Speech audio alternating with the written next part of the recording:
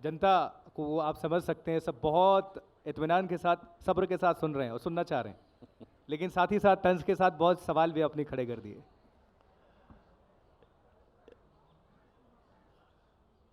मैं कविता आपको 2 घंटे तक सुनाता रह सकता हूं, आप थक जाएंगे। सर कह रहे थे कि मुझे अभिनय के अलावा कुछ पता ही नहीं, इसलिए कह रहे थे कि बोलकर ताली बजवाई तो क्या बजाई, मतलब। और आप लोगों के लिए भी ताली बनती है। म्यूजिक चल रहा है, लेकिन ये है इनकी खासियत, ये है शख्स, और जितनी तारीफ की अनिल जाए, सब करमेले जानते हैं। एक कवि हैं अपनी तारीफ नहीं सुनते ये, जिनका कविता का शीर्षक है राहत। अचानक एक दिन पता चलता है कि हमारे भीतर बची हुई मनुष्यता अंधे कुएं में जा गिरी है। एक दिन अचानक पता चलता है कि हमारे भीतर बची हुई मनुष्यता अंधे कुएं में जा गिरी है। आंखों की शर्म दलाली में बदल गई है, मुस्कान एक धारदार छुरे में, और विचारों की पवित्रता धर्म के धंधे में अवसर तलाश रही है।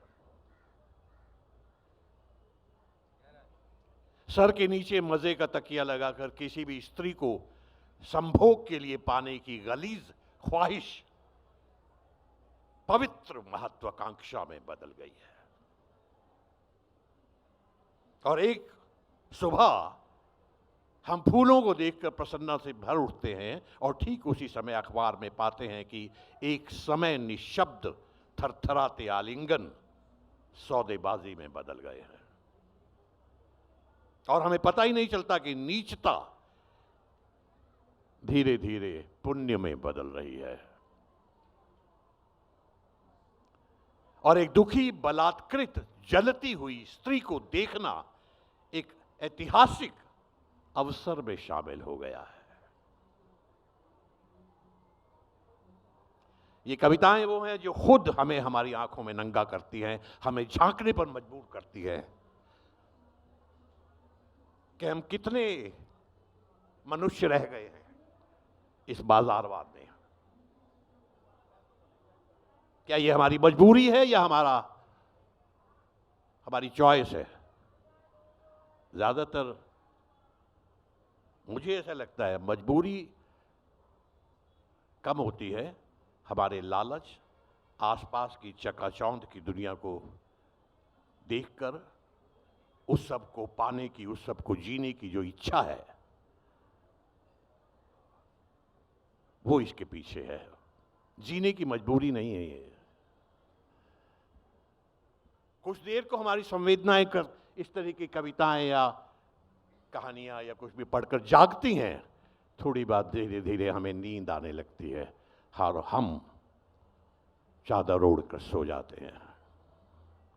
कविता कुछ देर को ही सही एक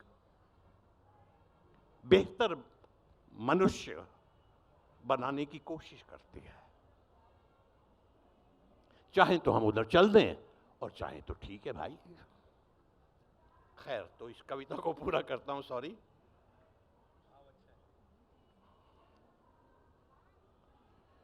हम अपराधियों को सम्मान देते हैं, उन्हें चुनते हैं अपना नुमाइंदा, शोषक को करते हैं झुककर नमस्कार, राष्ट्राध्यक्षों और मस्खरों के शर्मनाक बयानों पर हंसते हैं, और ऊंचे ऊंचे चरित्रों को ऊंचाई से गिरता देखते हैं, और अपनी गिरावट पर हम राहत महसूस करते हैं।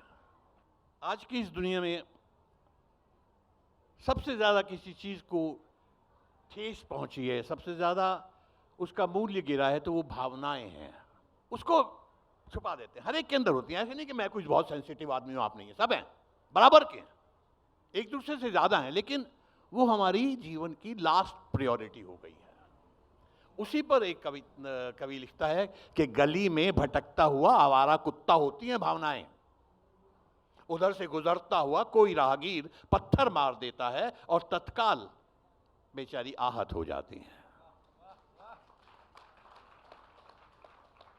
गोदाम में पड़ा हुआ रुई का गट्ठर होती हैं भावनाएं, कोई चिंगारी कहीं से आती है और कुंद दिमागों के गोदाम में भावनाएं सुलगने लगती हैं।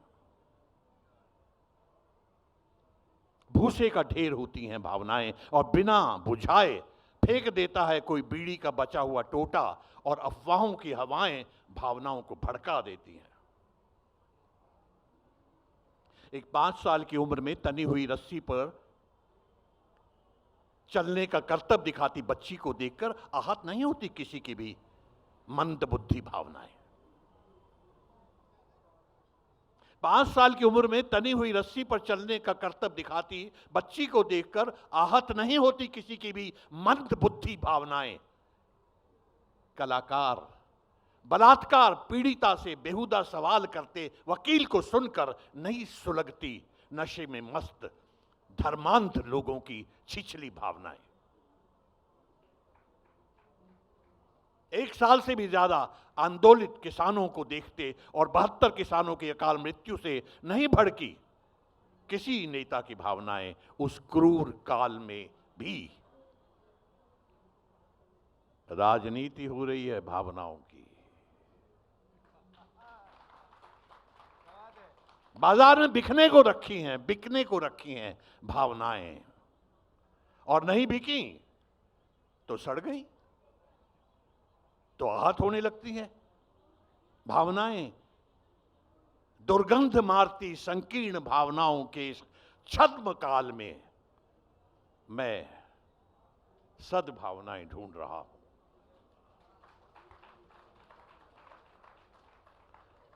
मैं सद्भावनाएं ढूंढ रहा हूं, लेकिन वे दूर दूर तक नहीं मिल पा रही हैं।